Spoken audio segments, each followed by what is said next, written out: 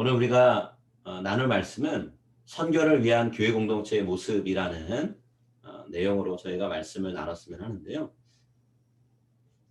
이야기를 하나 먼저 말씀을 좀 드릴게요. 덴마크에 오덴세라고 하는 마을이 있는데 이 오덴세라는 마을에 가난한 수선공 아들로 태어난 글쓰기 좋아하는 한 소년이 있었는데요.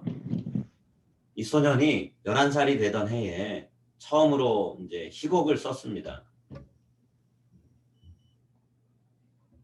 그리고 이제 사람들한테 자기가 쓴 글을 보여줬어요. 근데 보여줄 때는 마음속에 기대가 좀 있었죠. 사람들이 내가 보여주는 글을 보면 칭찬하지 않겠나 하고 보여줬는데 사람들의 반응이 기대와는 다르게 아주 냉담했어요. 사람들이 뭐라고 얘기했냐면 이걸 글이라고 썼냐? 이런 식으로 얘기한 거죠. 칭찬 대신에 핀잔을 했던 거예요. 이 소년이 크게 실망을 하면서 울상을 하고 집에 돌아왔습니다. 정말 생애 처음으로 글을 써서 사람들한테 보여줬는데 돌아온 게 핀잔밖에 없으니까 마음이 너무 상했던 거예요. 근데 이 아들의 모습을 보고 어머니가 이 아들을 꽃밭으로 데려갔어요. 그리고 꽃밭에 있는 여러 꽃들을 보여주는데 꽃 옆에는 이제 막 잎사귀 돋아난 그런 풀들도 있고 나무도 있는 거예요. 그래서 그런 잎사귀만 있는 애들을 보여주면서 아이한테 지금 볼 때는 꽃이 없고 보잘것없는 이파리 몇 개만 있지. 그런데 언젠가 시간이 되면 이 이파리들이, 잎새들이 꽃을 피워. 너도 앞으로 그렇게 될 거야. 너도 마찬가지야. 라고 얘기를 했어요. 이 어머니가 하시는 말에 이 아들이 용기를 얻게 됐어요. 아, 나도 지금은 남들이 인정 안 하는 그런 모습의 글을 쓰고 있지만 언젠가 내가 이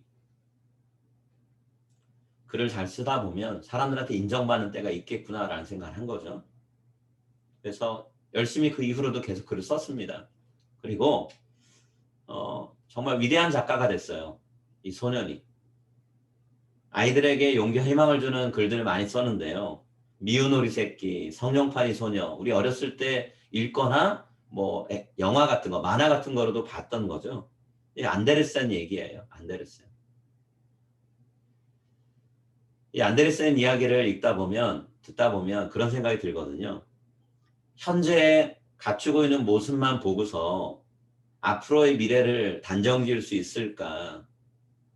쉽게 속단하는 건 굉장히 무섭고 어리석은 일이라고 여길 수 있는데요. 이런 일은 뭐 우리 자신 혹은 한 개인을 바라볼 때도 마찬가지지만 우리가 몸담고 있는 교회를 바라볼 때도 똑같은데요. 여러분, 현실의 교회가 완벽하지 않잖아요. 모두가 다 그냥 완성된 사람들, 인격도 훌륭하고 그런 사람만 모인 게 아니죠. 주위 둘러보면 뭐 우리 자신도 마찬가지고요. 모자란 거 투성이처럼 보이잖아요. 아유, 문제가 많아 라고 생각할 수밖에 없잖아요. 근데 예수님이 우리 때나 그때나 똑같은데 그런 사람들로 가득한 제자들 모아다 놓고 한데 묶어서 공동체를 이루게 하셨죠. 그리고 그 사람들한테 앞으로 예수님이 꿈꾸시는, 예수님이 이루기를 원하시는 공동체의 모습이 어떤 건지 말씀해 주셨잖아요. 그런 예수님의 마음을 제자들이 처음에는 깨닫지 못했어요. 다 뒤늦게 깨달았습니다. 자, 예수님 마음을 아주 한참 뒤에 깨달은 사람 중에 하나, 교회 공동체를 시작하고 자라게 하는데 자기 인생을 헌신했던 사람, 뒤늦게 깨닫고 그런 사람 중에 하나가 오늘 본문 빌립보서를 기록한 바울이죠. 바울은 처음에 예수님이 이루시는 공동체를 해체하는 데 힘을 썼던 사람이잖아요. 근데 그 마음이 바뀌었죠. 자, 바울이 오늘 본문에서 예수님이 몸된 교회가 어떤 모습의 공동체가 돼야 하는지에 대해서 편지를 통해 이야기하고 있어요. 다른 편지에서도 많이 얘기했는데 오늘 본문에서 얘기하고 있는데요. 그 여러 본문들 중에 한 것이 오늘 14절 말씀을 살펴봤으면 하는데요. 여러분, 우리가 어떤 공동체를 이뤄가야 될까요? 예수님께서 원하시는 공동체, 바울을 통해 말씀하시는 공동체 어떤 공동체일까요? 14절에 나오는데요. 원망과 시비가 없는 공동체라는 거예요. 원망과 시비가 없는 공동체. 자, 우리 원망하고 시비 거는 거 많이 해봤죠? 원망과 시비가 없는 공동체. 자, 14절에 뭐라고 써있는지 우리 같이 읽고 그리고 나서 그 내용을 좀 더 살폈으면 좋겠는데요. 14절 말씀 우리 아까 읽었지만 자, 다시 한번 읽어볼까요? 모든 일을 원망과 시비 없이 하라. 짧은 구절입니다. 모든 일을 원망과 시비 없이 하라.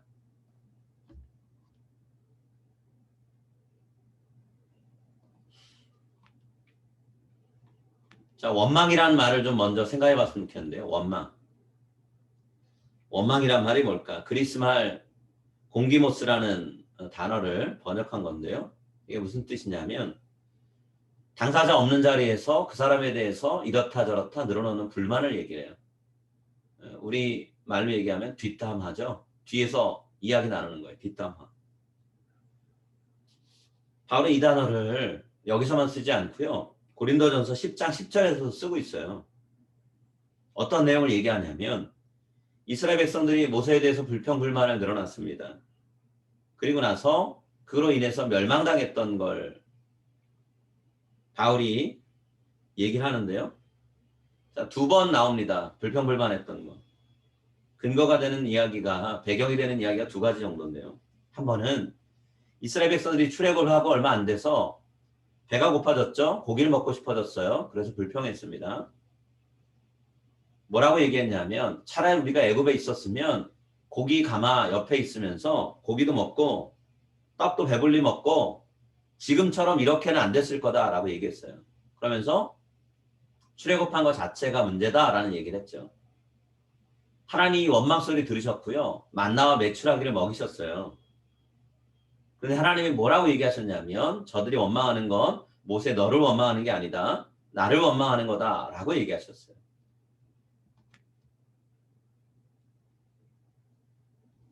자, 그 다음 사건 언제 불평했느냐?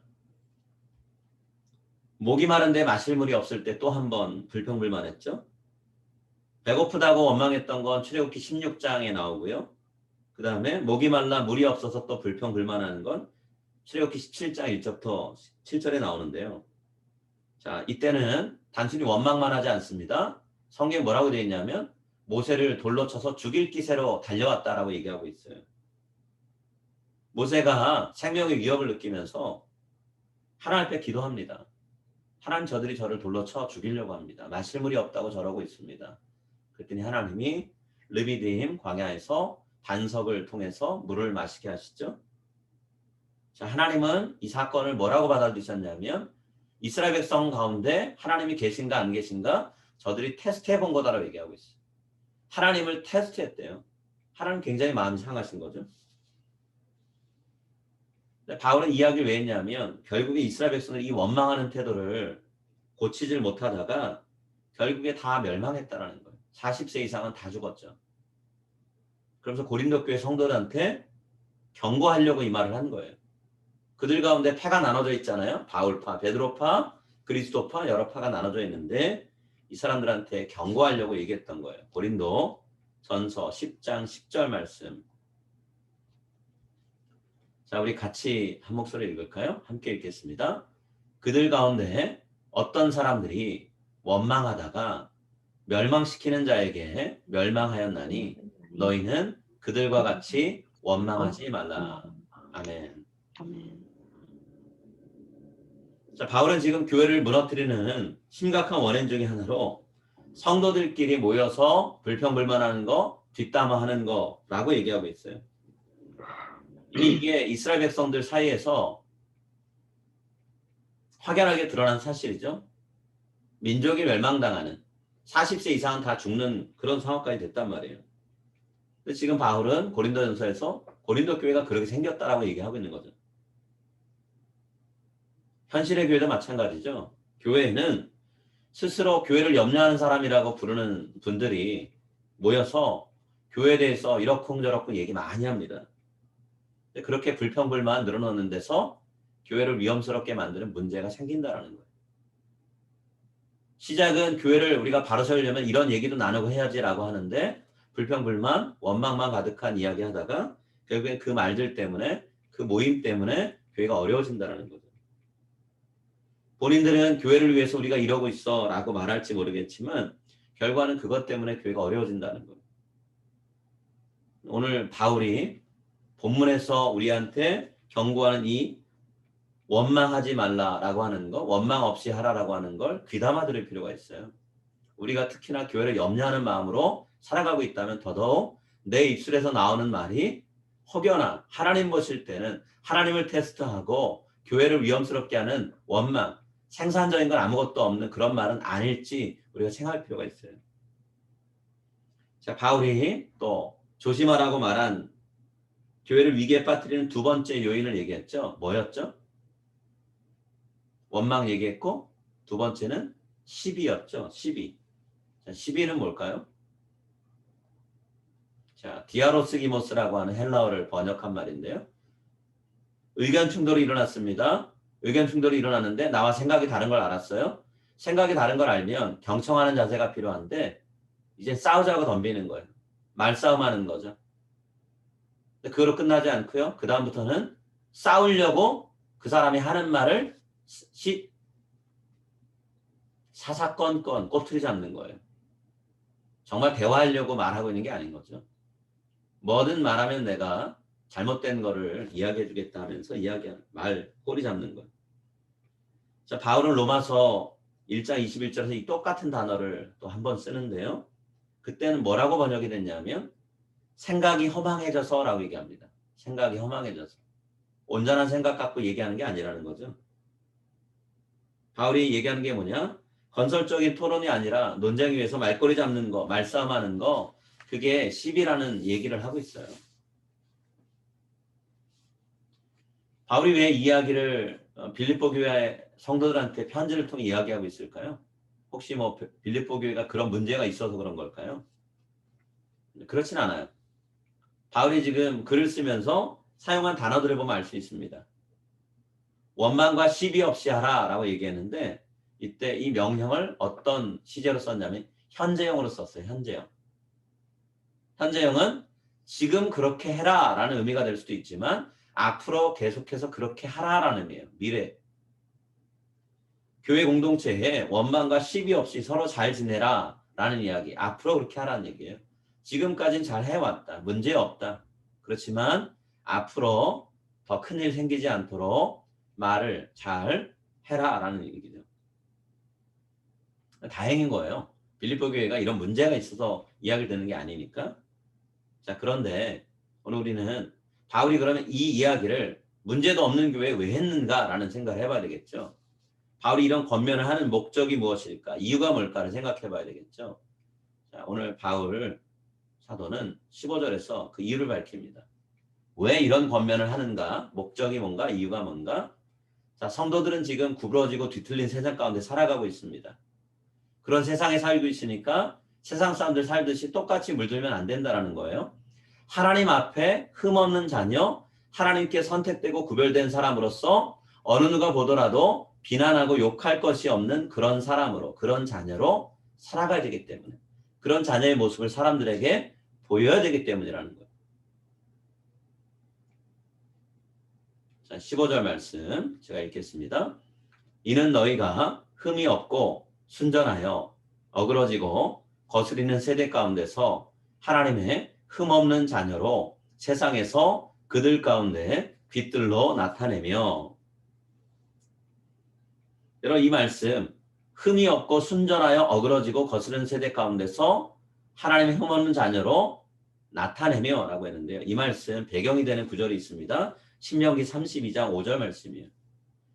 신명기 32장은 거의 모세가 모압 땅에서 이제 자신은 가나안 땅 못 들어가고 가나안 땅에 들어갈 이스라엘 백성들에게 마지막 부탁하는 내용이죠.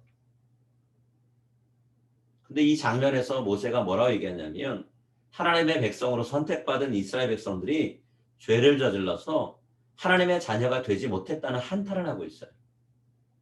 아까 원망과 시비 이야기했던 장면들 출애굽하고 얼마 안 돼서입니다. 출애굽을 시작했을 때도 하나님 앞에 불평과 원망했는데요. 출애굽이 끝나고 이제 가나안 땅을 들어가기 직전인데 이때도 모세는 뭐라고 한탄하냐면 여전히 하나님 앞에 변화된 게 별로 없는 백성이다라고 얘기하고 있어요. 온통 흠투성이고 이리저리 삐뚤어진 세대로 살아왔다라고 얘기하는 거죠. 모세가 한탄했던 이야기를 지금 바울은 염두에 두면서 어그러지고 거스르는 세대 가운데서 여러분은 하나님의 흠없는 자녀로 이 세상 가운데 나타나야 됩니다 라고 얘기하고 있어요. 달리 표현하면 교회 공동체는 이스라엘 백성이 걸어갔던 그 길 걸어가면 안 된다라고 지금 목소리를 높이고 있는 거예요. 오히려 교회를 둘러싼 세상은 어그러지고 거스르는 세대이지만 그 안에서 교회 공동체는 흠이 없는 순전한 사람들의 모임이 되어야 한다라고 역설하는 거죠. 그래서 어두운 세상 가운데 빛들로 나타나야 된다는 거예요. 예수님 말씀하신 내용을 바울이 자기의 말로 바꾸고 있는 거 아닌가요? 예수님 이 세상에서 우리가 빛으로 소금으로 역할을 감당하라고 하셨잖아요. 세상과 구별된 공동체를 이뤄서 예수님의 복음이 효과적으로 전달될 수 있는 통로가 되라. 교회의 본질적인 주어진 사명을 감당할 수 있는 모습을 갖추라 얘기하는 거죠. 빌립보 성도들한테 바울과 그의 동료들이 전해준 복음의 빛을 세상 가운데 밝게 비추라 라고 얘기하고 있어요. 이사야도 얘기하죠. 일어나라 빛을 발하라.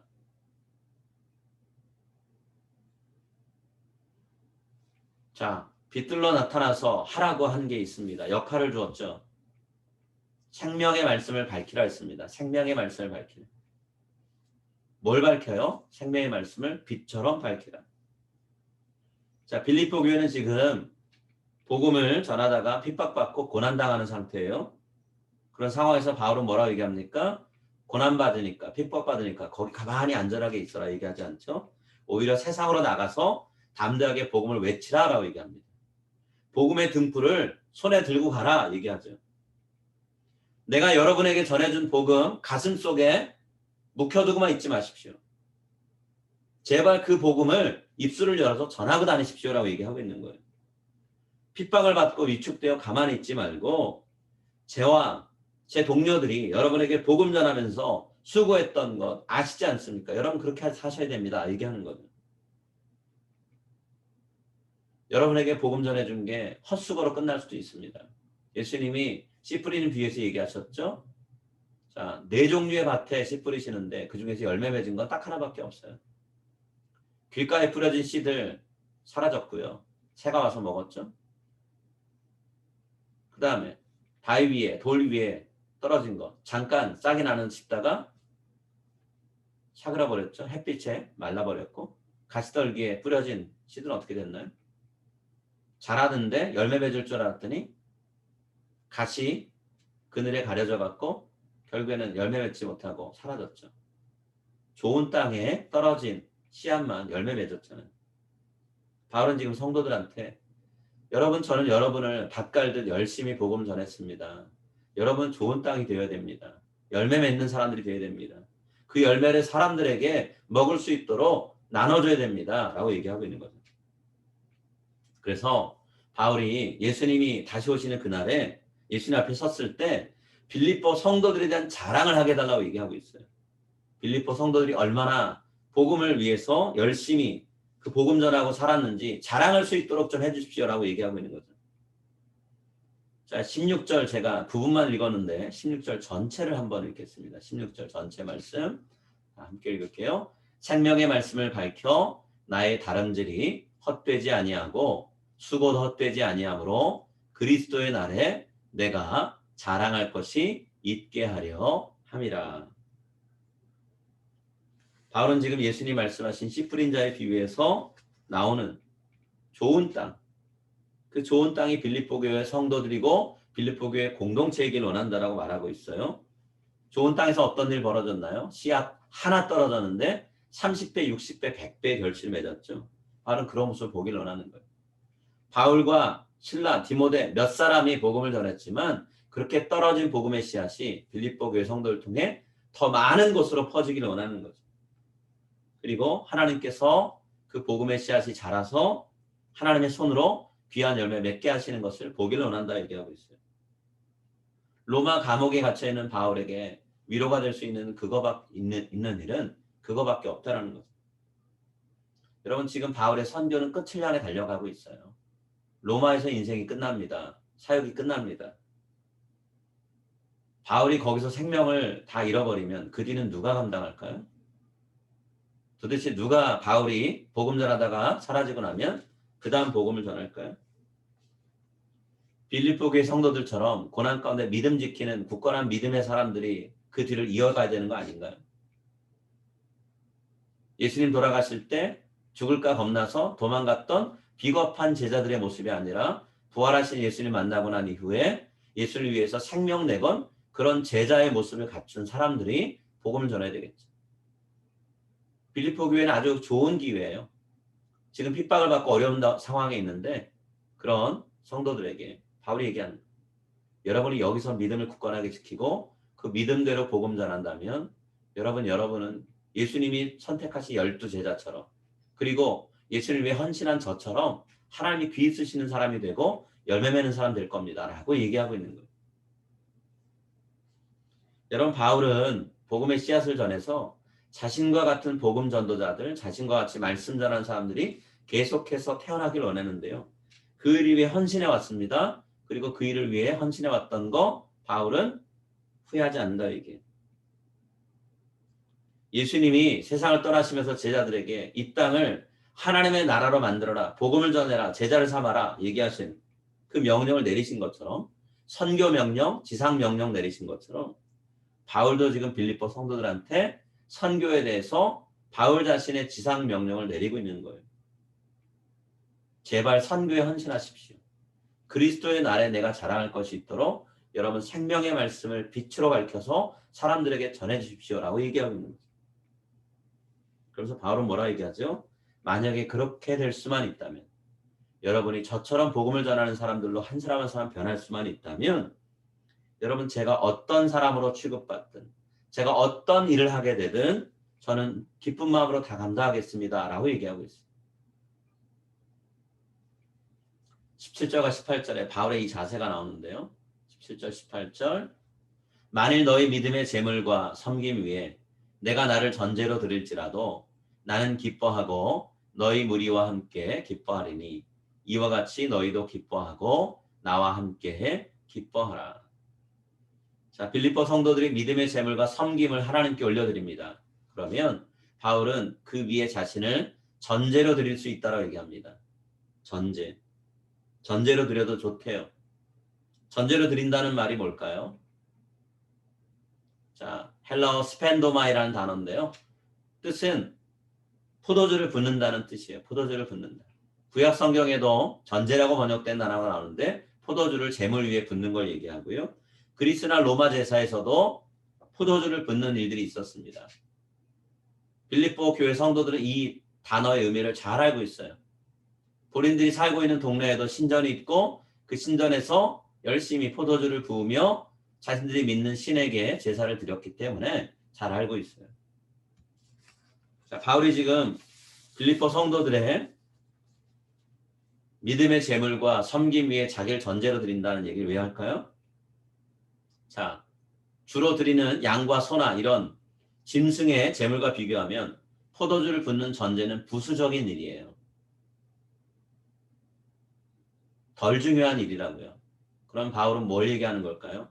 여러분이 하는 일이 하나님 보시기에 가장 중요한 일이고 제가 하는 일이 부수적인 일이라고 해도 보조적인 일이라고 해도 나는 그 일을 기쁜 마음으로 감당하겠습니다. 얘기하는 거예요. 이제 저희 시대는 저물어가고 여러분을 하나님이 쓰시는 시대가 다가오고 있는데 제가 그렇게 조용히 사라진다고 해도 저는 후회가 없습니다. 여러분이 하나님 안에서 복음을 위한 귀한 일꾼들로 세워질 수 있다면 여러분을 서포트하는 자리에 제가 있는 것 후회하지 않습니다. 기쁘게 감당하겠습니다. 얘기하고 있는 거죠. 바울은 빌립보 교회가 서로 돕고 협력해서 이 악한 세상 가운데서 거룩한 공동체가 되기를 원하는 마음을 간절히 갖고 있어요. 그런 거룩한 공동체가 복음을 전하기 위해서 바울의 헌신을 필요로 한다면 바울은 기꺼이 그 헌신을 내어드리겠다고 얘기합니다. 하나님이 그런 공동체를 통해서 놀라운 일을 이루실 걸 믿기 때문에 바울이 사라져도 빌립보 교회 공동체를 통해 하나님이 일하실 것을 믿기 때문에 그런 거죠. 하나님은 교회 공동체들을 통해서 이 세상을 변화시키길 원하세요. 우리가 그런 공동체를 이루는 중요한 사명을 받고 지금 살아간다는 거죠. 여러분 그런 공동체를 이루려면 어떻게 된다 그랬죠? 바울이?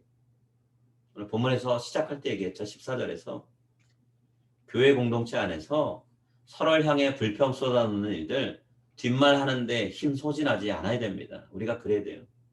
그 대신에 교회 공동체를 바로 세우고 공동체를 구성하는 우리 자신을 하나님 말씀으로 아름답게 가꾸는 데 힘을 쏟아야 돼요. 말씀으로 우리 자신을 늘 비춰봐야 됩니다. 그래서 우리 교회를 통해서 하나님이 이 올바른 땅을 변화시키고요. 세상을 변화시키시는 귀한 일에 하나님 제가 쓰임받기를 원합니다.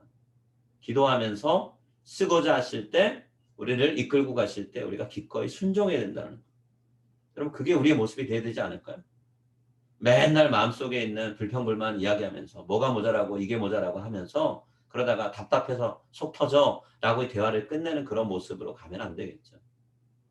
오히려 그 부족한 모습을 봤다면 하나님 앞에 무릎 꿇어야죠. 하나님이 부족한 모습이 채워지는 날을 하나님이 주실 줄 믿습니다 라고 기도하며 가야 되겠죠.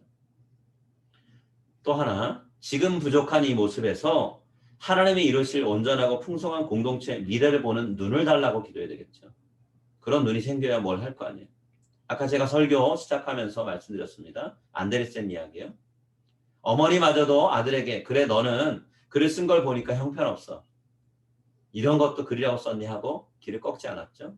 오히려 들판으로 데리고 나가서 꽃들도 보여주고 이파를 보여주면서 지금은 푸른 잎만 이제 막 돋아난 싹만 있지만 나중에 시간 지나면 아름다운 꽃이 이 안에 활짝 필 거다 얘기하면서 너도 그럴 거다라고 격려해줬던 그 안데르센 어머니의 이야기를 생각하시면서요. 우리 교회도 주님 손으로 걷어다가 만지시면 지금은 내가 보기에 내 눈에 보기에 부족하지만 변화되고 아름답게 성장할 것이다라는 그 기대를 가지고 우리가 이 공동체를 바라보면서 살아갔으면 합니다. 바울이 우리에게 전해주는 말씀은 이거예요. 하나님이 바울을 통해 전해주신 말씀은 이겁니다. 불평과 원망, 시비를 그치고 교회를 위해 기도하고 말씀의 빛을 비추는 생명의 말씀을 밝히는 우리 모든 성도님들 다 되시길 이 시간 간절히 권면드리고 그렇게 될 수 있기를 소망합니다. 함께 기도하겠습니다.